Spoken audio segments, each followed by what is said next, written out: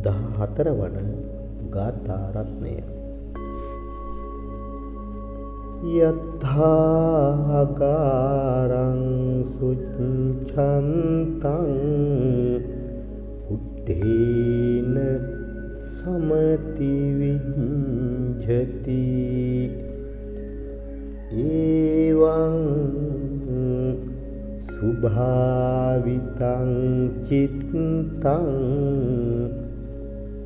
රාගෝන සමති විඤ්ඡති.